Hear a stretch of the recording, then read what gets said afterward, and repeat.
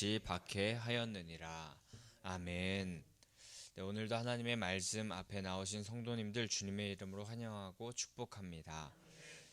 오늘 정말 놀라운 사실 하나는 제가 여러분을 환영하고 축복하지만 이런 말로 환영하는 것보다 하나님께서 우리를 더 환영하시고 축복하여 주신다는 사실 우리가 또 기억하면서 하나님의 은혜를 마음껏 누리는 이 새벽의 시간 보내시기를 바랍니다.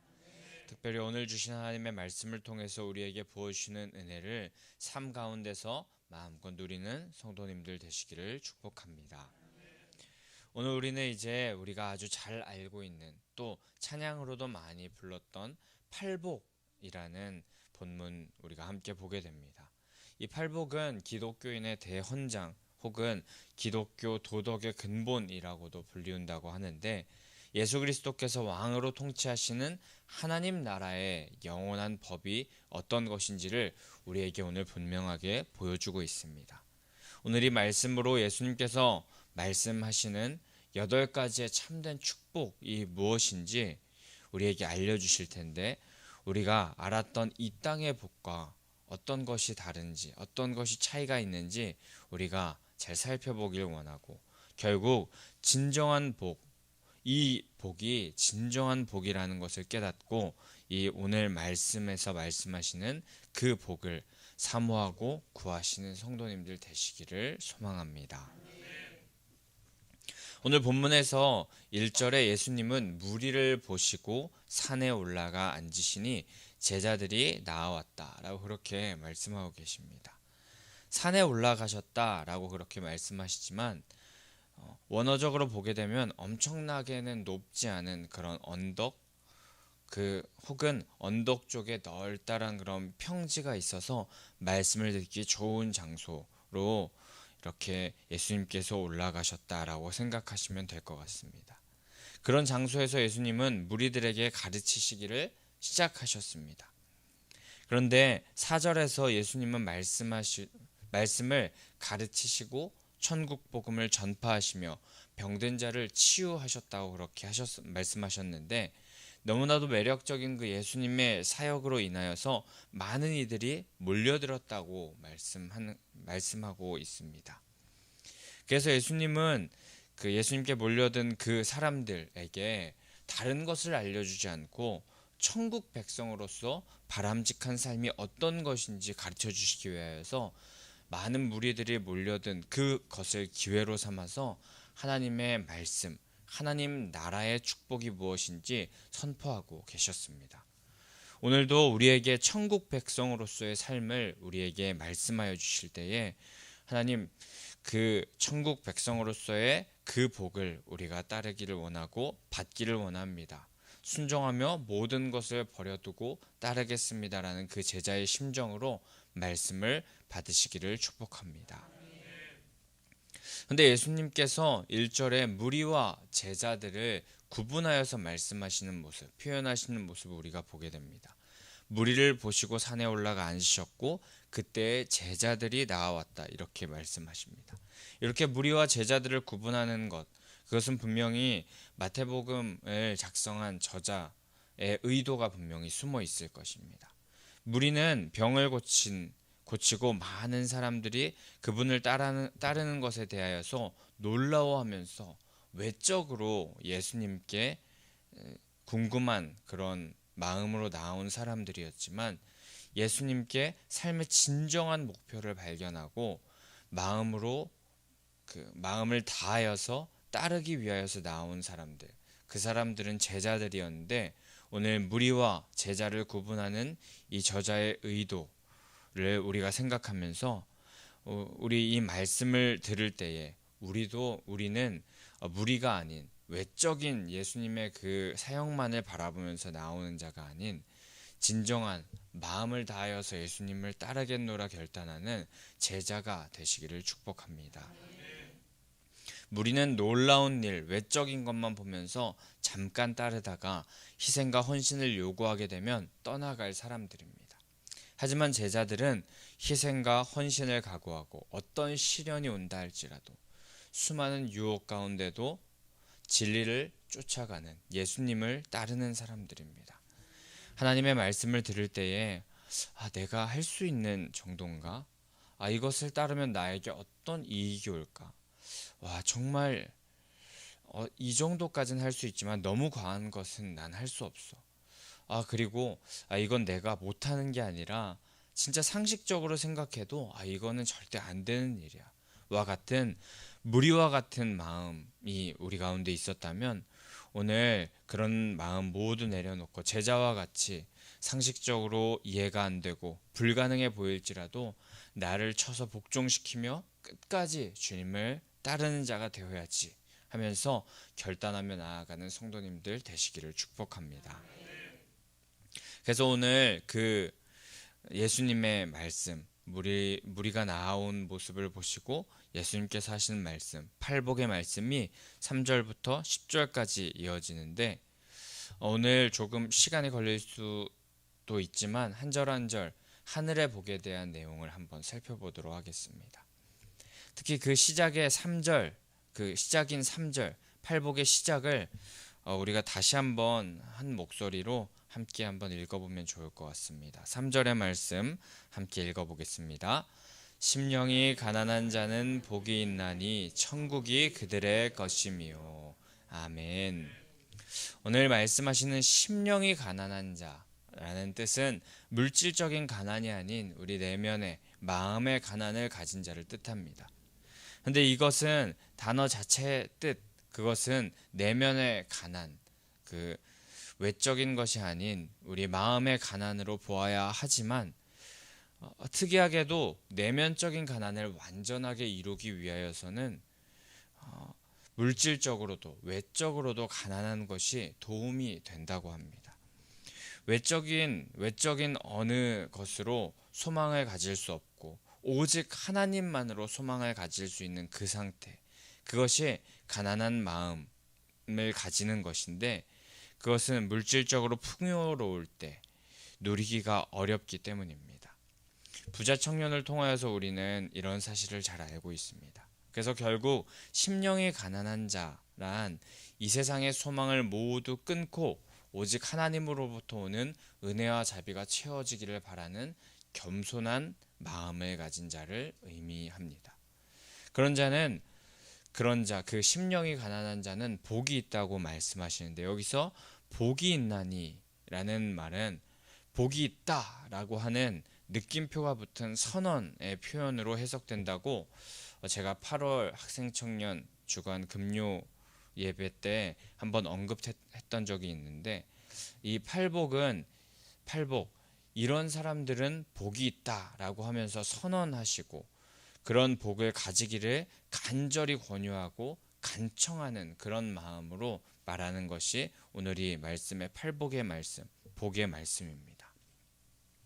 그래서 오늘 말씀을 듣는 여기 모인 모든 성도님들도 반드시 하나님께서 원하시는 모습을 가지셔서 하나님께서 축복을 선언해 주시는 정말 너희들 가운데 미아중앙교회 한 사람 한 사람 가운데 복이 있다, 천국에 복이 있다 말씀해 주시는 소리를 듣는 모든 성도님들 되시기를 축복합니다.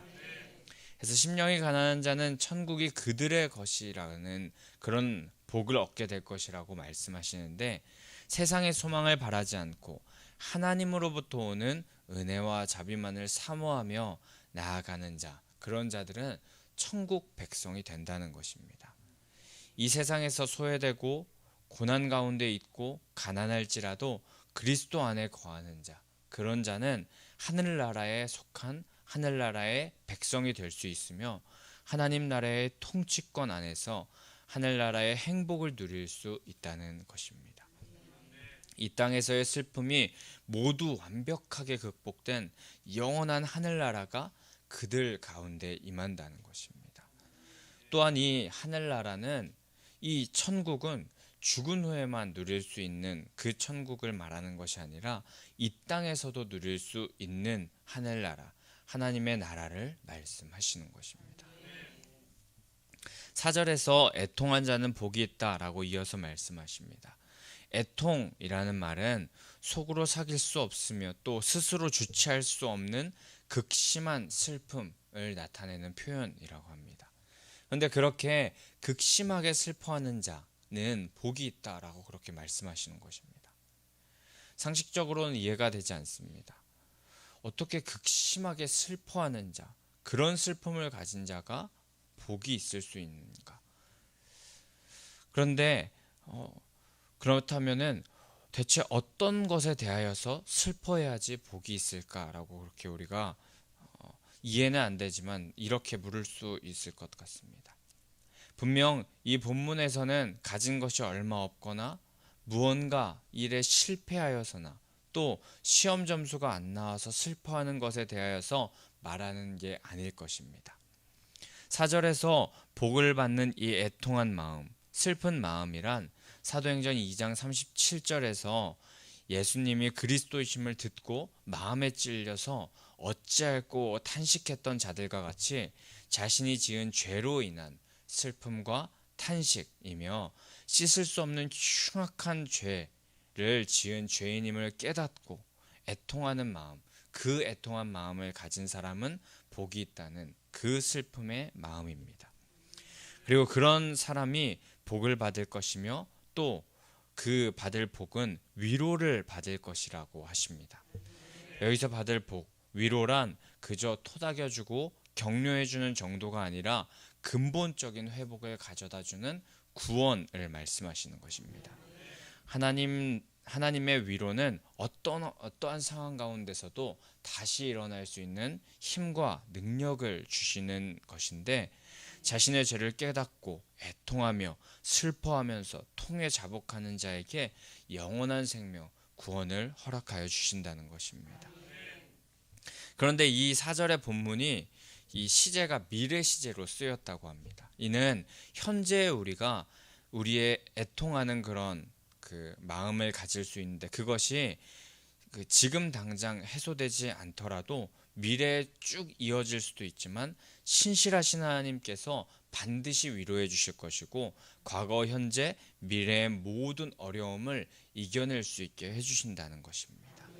반드시 하나님으로 인하여서 애통하는 자에게는 하나님의 위로, 하나님의 구원이 임하여 결국 무조건 반드시 모든 문제, 어려움을 뛰어넘어서 완벽한 승리를 거머쥐게 해 주신다는 것입니다.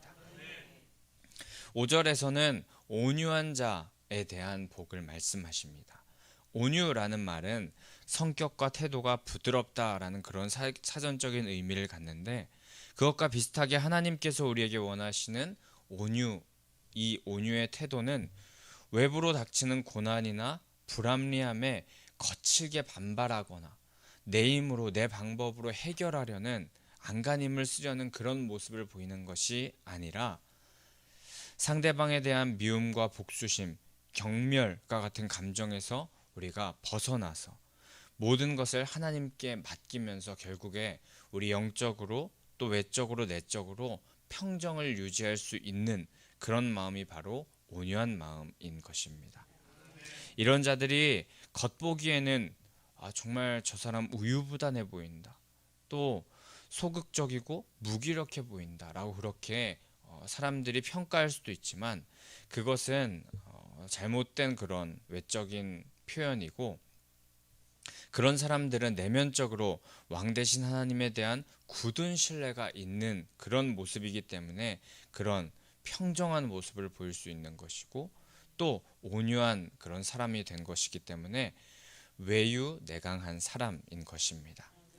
그런데 이 온유함을 가진 자 중에 그 가장 최고의 본을 보이신 분이 있는데 바로 예수님이십니다.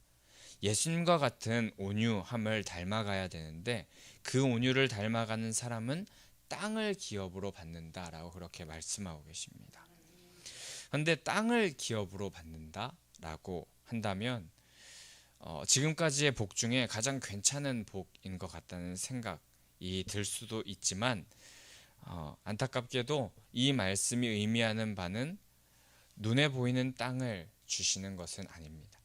물론 눈에 보이는 땅을 못 주실 분이 아니지만, 하나님께서 그런 분이 아니시지만, 그렇지만 하나님께서는 이 땅에 쉬이 사라질 것보다 더 가치 있는 것을 주기를 원하시는 분이십니다.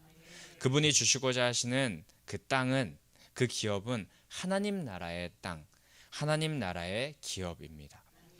이 땅에서 주어지는 눈에 보이는 작은 보상이 아니라 하나님 나라의 큰 보상을 얻게 하여 주시는 것입니다. 온유한 자는 하나님 나라를 기업으로 받는데 부디 이 땅에서의 그런 대지, 부동산보다도 하나님 나라의 기업이 더욱더 사모되어지는 인생 살아가시기를 축복하고 소망합니다. 이후에 또 말씀하시기를 의에 줄이고 목마른 자는 복이 있다 하시면서 그들에게는 배부름이 있을 것이다 말씀하십니다. 이 세상에 하나님의 정의로 물들이기 위해 노력하고 내 안에 죄악된 본성을 회개하면서 하나님의 의를 사모하며 갈급해하는 그런 자들에게 하나님께서 복을 허락하여 주신다는 것, 그 갈증을 채워주시고 생수를 허락하여 주시는, 절대 목마르지 않는 생수를 허락하여 주신다는 것입니다. 나 자신의 의를 버리고 하나님의 의를 사모하며 갈망하는 자들에게 그것을 채워주시는 것인데 단 한순간만 채우지 않으시고, 이것도 마찬가지로 미래시제로 쓰였다고 하는데 계속하여서 평생에 하나님께서는 우리에게 부족한 것, 의에 줄이고 목마른 자에게 부족한 것을 채우시고 행하여 주실 것이며 또 마지막 날에 완전히 성취하여 주신다는 것을 말씀하시는 것이 이 복의 말씀인 것입니다. 그리고 또 이후에 7절에서는 긍휼히 여기는 자는 복이 있다라고 말씀하십니다. 모든 사람을 긍휼히 여기게 되면 하나님께서도 우리를 긍휼히 여겨 주신다라는 그런 말씀인데, 하나님의 긍휼이 있어야 우리는 구원으로 나아갈 수 있기 때문에 긍휼히 여기는 길만이 영원한 생명을 얻을 수 있는 길임을 우리는 깨달아야 합니다.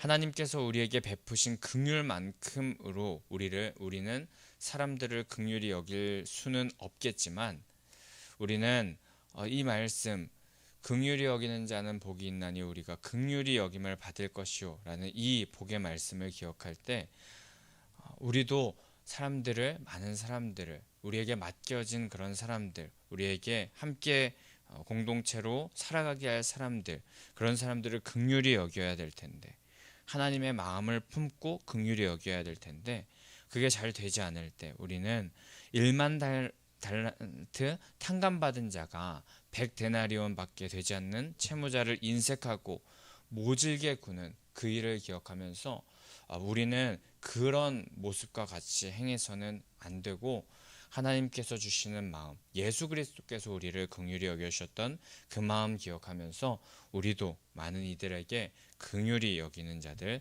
되어야 할 줄 믿습니다. 또 8절에서는 마음이 청결한 자는 복이 있다 말씀하십니다. 생명의 근원이 마음에 있기에 그 마음을 잘 지켜야 한다고 잠언 4장 23절에 말씀하셨었는데, 그 마음을 청결하게 잘 지키는 자는 복이 있다는 것입니다. 마음의 청결은 쉽게 말하여서 두 마음을 품지 않는 것입니다. 이중적인 마음을 품지 않고 하나님을 향하여서 한 마음으로 한 길로 달려나가는 순수한 마음이 마음의 청결함입니다.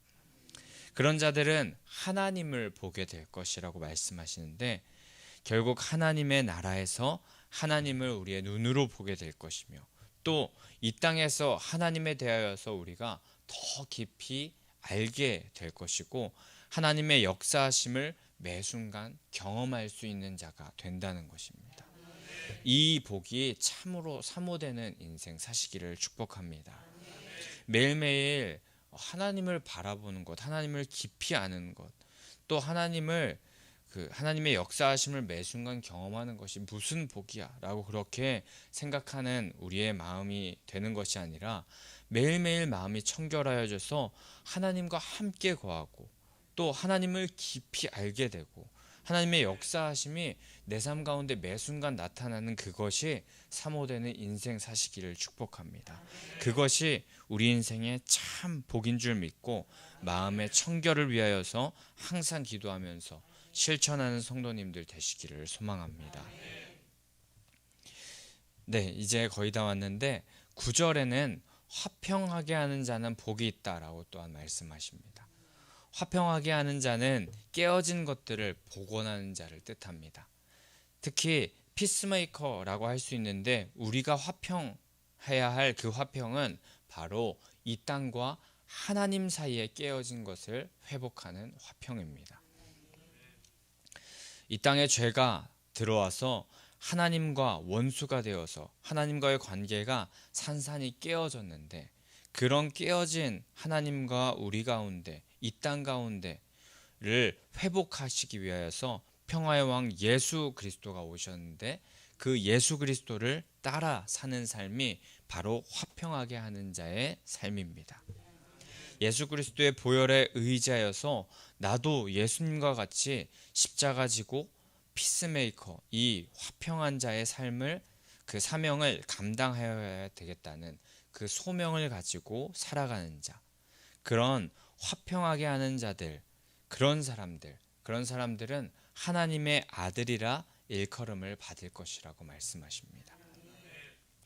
예수님과 같은 그 일을 감당하며 그 일을 하나님께서 참으로 기뻐하시는 일이기 때문에 그렇게 나아가는 자는 아버지 집의 아들이 되는 것이고, 또 그 아들은 상속자가 되는 것입니다. 하지만 이렇게 화평하는 자에겐 복이 있고, 그들이 그 하나님의 아들이라 일컬음을 받고 상속자가 될 것인데, 로마서 8장 17절의 말씀에서 보면 자녀이면 또한 상속자, 곧 하나님의 상속자요 그리스도와 함께한 상속자니 우리가 그와 함께 영광을 받기 위하여 고난도 함께 받아야 할 것이니라 라고 그렇게 말씀하십니다.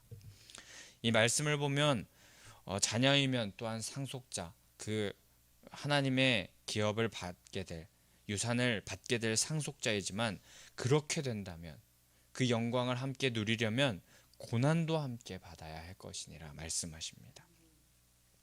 그 피스메이커의 일, 하나님 나라의 그 아들로서의, 자녀로서의 일, 참 고귀하고 너무나도 귀한 일이지만 그 일에는 고난이 뒤따를 수 있다는 것입니다. 그렇지만 받을 상속자의 복이 너무나도 크고 아름답기 때문에, 위대하기 때문에 우리는 그 길을 거침없이 기쁨으로 걸어가야 할 줄 믿습니다. 그 고난으로 인하여서 두려워서 그 길을 걷지 않는 인생이 되는 것이 아니라, 하나님께서 우리에게 주실 너무나도 놀라운 그 복이 너무나도 크고 아름답기 때문에, 또 우리가 그것을 바라보며 살아가는 것이 너무나도 귀하기 때문에, 우리가 그 고난보다도 주님께서 주실 그 하늘나라의 상급, 그것을 더욱더 바라보면서 하나님 나라의 그 고난도 주저앉고 감당하면서 나아가는 자들 되어야 할 줄 믿습니다.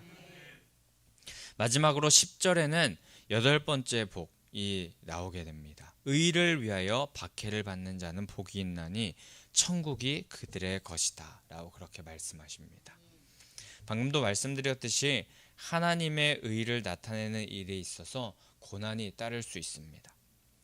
그런 고난으로 박해를 받게 될 수 있는데, 그런 박해를 받는 자들은 천국을 가진 자가 된다고 말씀하십니다. 특별히 기독교 역사에서는 많은 순교자가 있었습니다. 예수 그리스도를 전하다가 목숨을 잃고 처형을 당하게 되는 사람도 있었고, 여러 모양으로 사역을 했지만 결국 이 땅 가운데서 안타깝게 목숨을 잃은 여러 순교자분이 있었습니다. 또 모진 핍박과 고문을 당하신 분들도 있습니다. 박해를 당했습니다. 그런데 그런 자들, 하나님의 영광을 위하여서 박해받은 자들은 천국을 얻게 된다라고 그렇게 말씀하시는 것입니다. 그런데 천국이 그들의 것이며 라는 이 말이 3절에서의 복과 이 마지막 10절에서의 복, 이 첫 번째 복 그리고 마지막 복의 내용이 동일합니다. 같습니다.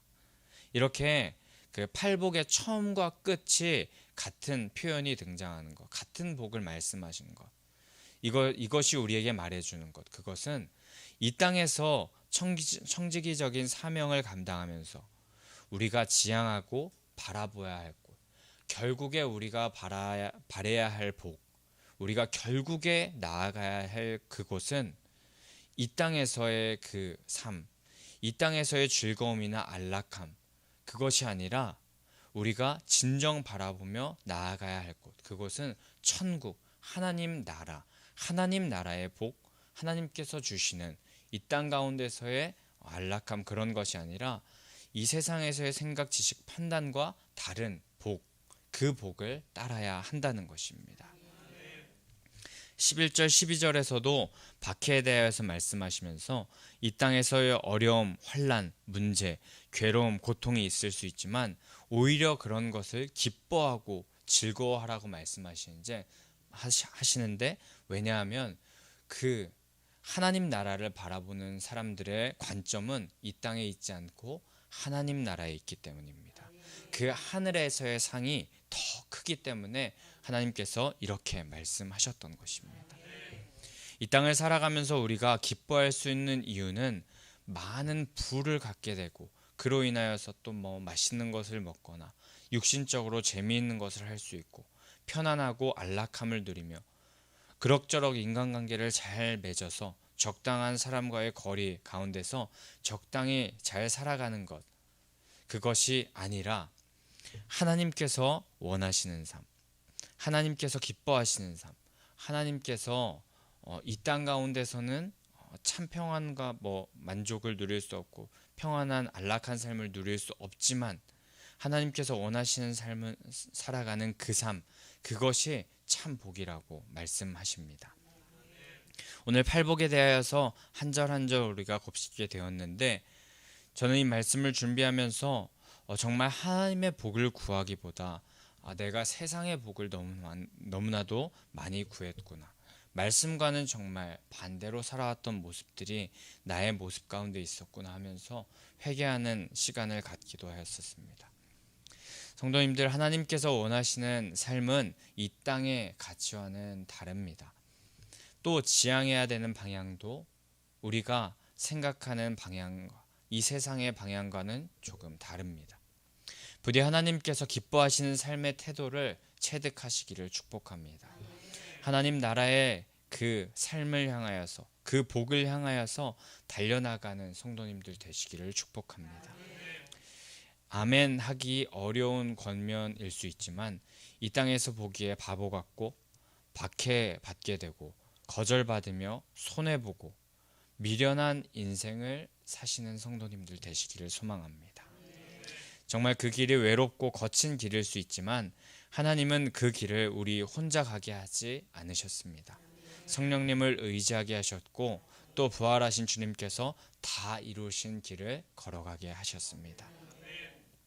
오늘 하루도 이렇게 정말 마음 가운데 세상에서는 정말 잘 살고 싶고 또 안락한 삶을 누리고 싶은 그런 삶과는 완전히 가치가 역설적인 그런 삶을 살아가라고 오늘 말씀 가운데 말씀하셨는데, 그런 삶, 이 땅 가운데서의 가치와는 완전 다른, 내가 생각하는 삶과는 완전히 반대되는 그런 삶인 것 같지만 하나님의 복이 거기에 있음을 기억하면서 또 하나님의 복이 가장 좋은 복, 가장 귀한 복, 가장 완전한 복임을 기억하면서 하나님의 복을 얻게 되는 삶을 잘 살아가시는 오늘 하루, 또 평생의 삶을 살아가시는 성도님들 되시기를 간절히 소망하고 축복합니다.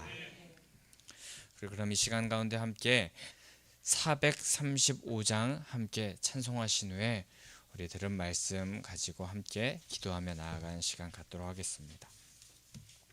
435장